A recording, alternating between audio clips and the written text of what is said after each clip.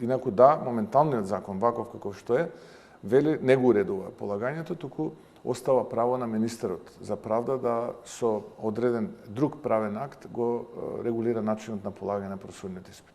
Значи, за сега министерот Филков не сака испитот да биде на албански.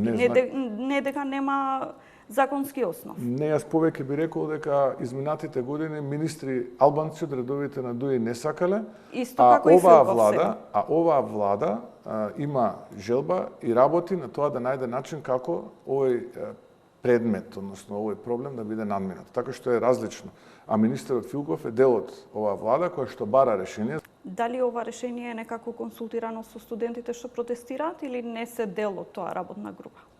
Видете, тоа што ние го работиме во моментот е во рамките на владата. Се разбира дека ќе има јавна дебата, нема тој, еве и денеска и денови имаше јавна дебата и за законот за правишна застапеност.